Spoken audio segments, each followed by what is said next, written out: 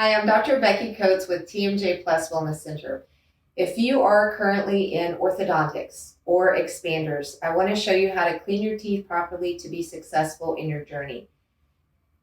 Water pick, electric toothbrush, you have to have it. It's not optional. It has to be something that you incorporate in your daily routine.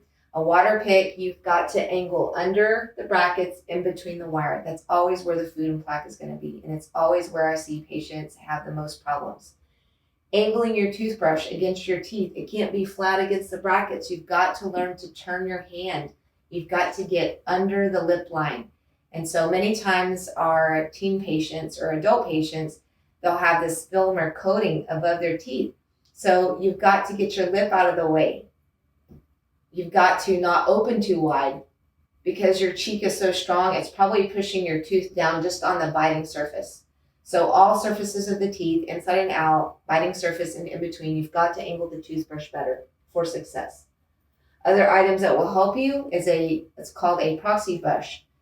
Butler or Gum Brand are the ones that will have it. They look like Christmas trees.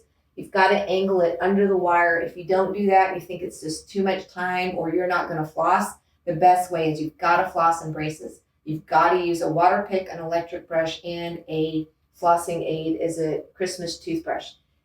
You've got to do this also when you're an expander. I'll talk about this in another video. It's got to get in between the wires. So those are the tools that we're going to talk about, and you've got to purchase those. If we have samples, we'll give you them. Don't forget, fixed retainers. You've got to floss between them. Don't get lazy. You don't want to get gum recession. You don't want to spend more money on that. You've got to get in between the wire, and that is the angle you've got to get to not skip the plaque. If you don't do that, this is what it's going to look like.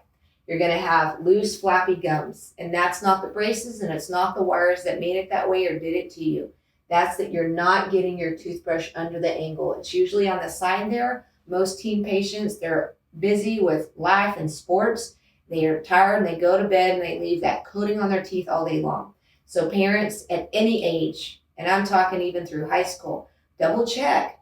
Show them you're going to look. It's just like doing your homework or checking a messy room. You've got to check in with them. You've got to angle the toothbrush there. If you don't, you'll get flappy gums. They're going to grow over the gums and it's going to cause gingival irritation and pain. We don't want that. We want you to be successful. This is an example of what it looks like. Someone's doing their job here. You can tell.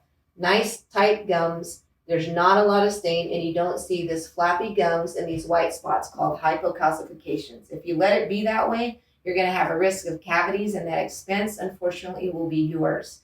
This is on our consent forms that talks about this.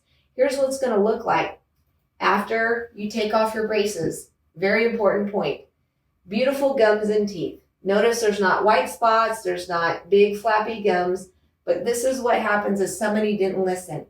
They're going to have gingival redness and pain, bleeding, malodor, and white spots that you may have to do fillings or crowns on. So if we talk to you about hygiene, please listen. We take pictures all the time, and we're definitely telling the parents so the whole family's successful. I'm Dr. Becky Coats with TMJ Wellness.